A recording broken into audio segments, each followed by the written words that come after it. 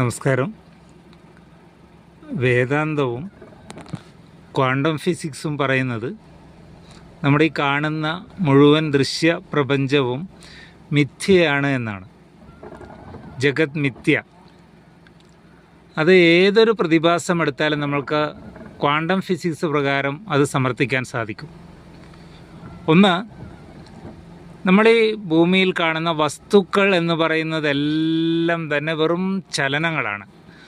ഭൂമി എന്ന് പറയുന്ന ഗോളം തന്നെ എടുക്കുകയാണെങ്കിൽ അത് നിരന്തരം സ്പന്ദനങ്ങളാണ്. കാരണം ആറ്റങ്ങൾ കൊണ്ടാണ് നിർമ്മിച്ചിരിക്കുന്നത്. ആ സ്പന്ദനം നമ്മൾക്ക് അനുഭവിച്ചറിയാൻ കഴിയില്ല.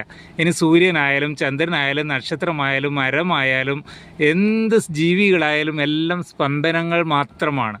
അപ്പോൾ ഈ ഭൂമിയിൽ ശരിക്കും പറഞ്ഞാൽ വസ്തുക്കളില്ല, സ്പന്ദനങ്ങൾ മാത്രമേ ഉള്ളൂ എന്ന് നമ്മൾക്ക് വ്യക്തമാവും. അതുപോലെ തന്നെ സ്പന്ദനം എന്ന് പറഞ്ഞാൽ ശബ്ദമാണ്. അപ്പോൾ എല്ലാം സ്പന്ദിക്കുമ്പം ഈ അന്തരീക്ഷം ശബ്ദമുഖരിതമായ അന്തരീക്ഷമാണ്.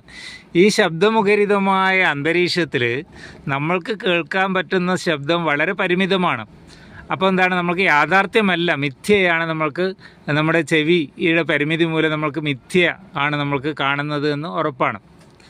അതുപോലെ തന്നെ നമ്മൾ സ്പർശനം മിഥ്യയാണ്. കാരണം ക്വാണ്ടം ഫിസിക്സ് തന്നെ പറയുന്നത് ഒരു ട്രെയിനിൻ്റെ പാളത്തിലൂടെ തീവണ്ടി പോകുമ്പോൾ തീവണ്ടിയുടെ ചക്രം പാളത്തിൽ സ്പർശിക്കാതെയാണ് പോകുന്നത്. കാരണം പാളത്തിൻ്റെ മുകളിലുള്ള നെഗറ്റീവ് ഇലക്ട്രോൺ മണ്ഡലവും അതുപോലെ ചക്രത്തിൻ്റെ ഉപരിതലത്തിലുള്ള നെഗറ്റീവ് ഇലക്ട്രോൺ മണ്ഡലവും എപ്പോഴും റിപ്പൽ ചെയ്യുകയില്ല, വികർഷിക്കുന്നത് ഒരിക്കലും കൂട്ടിമുട്ടൂല. നമ്മൾക്ക് ഉറപ്പായിട്ട് അറിയുന്നതാണ്. അത് വികർഷിക്കുകയുള്ളൂ. പക്ഷെ നമുക്ക് തോന്നുന്നത് സ്പർശിച്ചിട്ടാണ് പോകുന്നത്. പക്ഷേ അത് വളരെ അടുത്തായിരിക്കും. പൈക്കോ മീറ്ററിൻ്റെ വ്യത്യാസം മാത്രമേ ഉണ്ടാവൂ. നമുക്ക് കാണാൻ സാധ്യമല്ല. നമുക്ക് പക്ഷേ സ്പർശിച്ചു എന്ന ഒരു എഫക്റ്റാണ് നമ്മൾക്ക് ഉണ്ടാവുക. അതുപോലെ തന്നെ നമ്മൾ നടക്കുമ്പോൾ സ്പന്ദനമാകുന്ന നമ്മുടെ കാലുകൾ സ്പന്ദനമാകുന്ന ഭൂമിയിൽ സ്പർശിച്ച് നടക്കുമ്പോൾ ശരിക്കും സ്പർശിക്കാതെയാണ് നമ്മൾ നടക്കുന്നത്.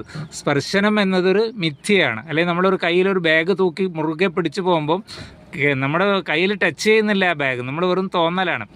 അതുപോലെ വെള്ളം എന്ന് പറഞ്ഞാൽ ഹൈഡ്രജൻ്റെയും ഓക്സിജൻ്റെയും ഒരുമിച്ചുള്ള സ്പന്ദനമാണ്. ഹൈഡ്രജൻ്റെ സ്പന്ദനം നമുക്ക് കാണാൻ പറ്റില്ല, ഓക്സിജൻ്റെ സ്പന്ദനവും കാണാൻ പറ്റില്ല. പക്ഷേ ഇത് ഒരുമിച്ച് ചേരുമ്പോൾ ഒരു ഇടത്തരം സ്പന്ദനം ഉണ്ടാകുന്നു.